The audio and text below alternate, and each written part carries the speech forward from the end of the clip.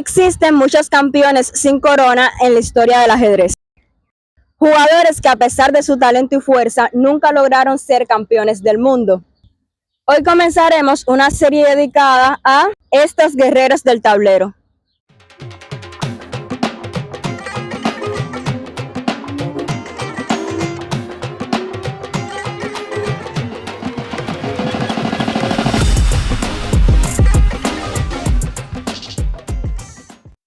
Quizás les suene el nombre de Karl Schlechter, quien fue un maestro austriaco y jugador de talla mundial, conocido por casi vencer a Emanuel Lasker en el Campeonato del Mundo de 1910. En la última ronda, Schlechter llegó con un punto de ventaja sobre Lasker, pero necesitaba ganar, ya que debía superarle por 2 puntos según la regla impuesta por el segundo campeón mundial, por lo que forzó y terminó perdiendo.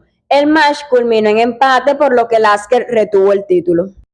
Además, es considerado uno de los jugadores más caballerosos de la historia, ya que reducía su propio tiempo si alguno de sus contrarios llegaba tarde, ofrecía tablas a los enfermos y preparó a muchos de sus oponentes. Como ya se habrán percatado, en este video analizaremos una de las partidas que jugó contra Alexander Alekhine en 1910. Este último, años después, fue campeón del mundo. Comenzamos.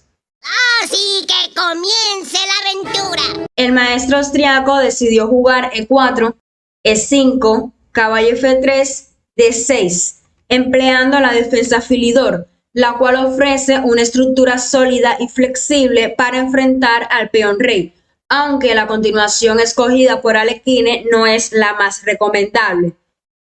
Caballo C3, caballo D7, alfil C4, C6, D4, alfil E7, peón por, caballo G5, atacando F7, alfil por G5, dama H5, amenazando mate en F7 y recuperar la pieza entregada. La continuidad de las amenazas son la base de las maniobras tácticas, tengan eso presente. Dama F6, alfil por G5, dama G6. Cuando se tiene un desarrollo inferior hay gran posibilidad de que te ataquen. Por lo tanto, es recomendable tratar de simplificar la posición. Alekhine lo está haciendo muy bien con dama G6. Las blancas lo hacen mucho mejor impidiendo el cambio de damas.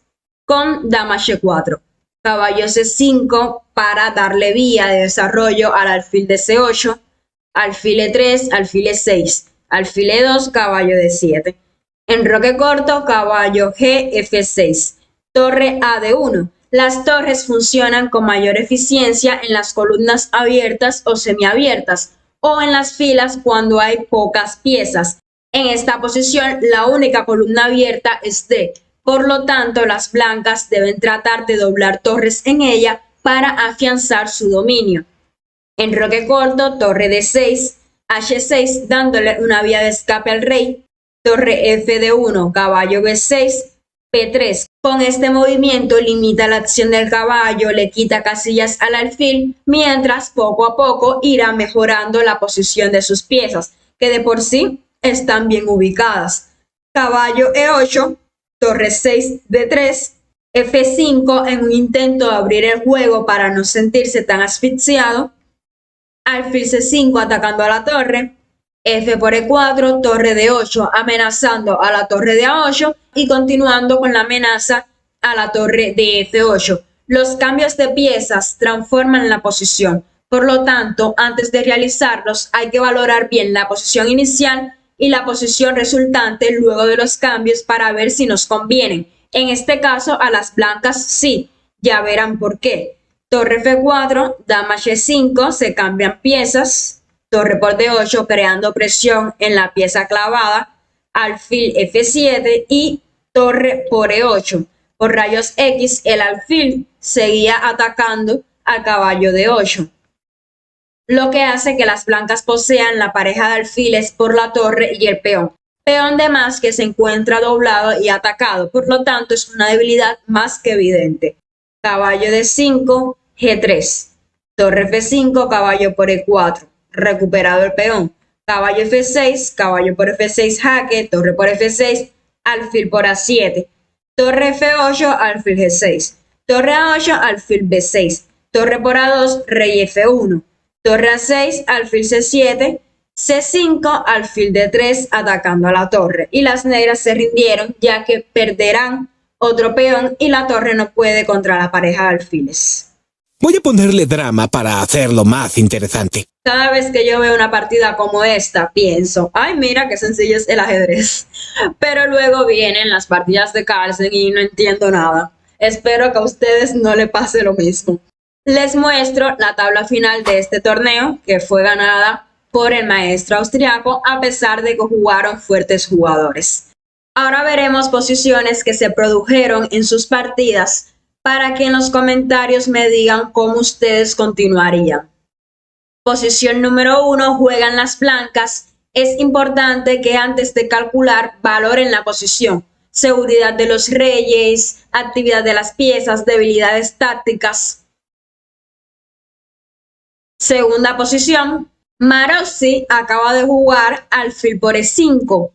¿Cómo castigarías esta jugada?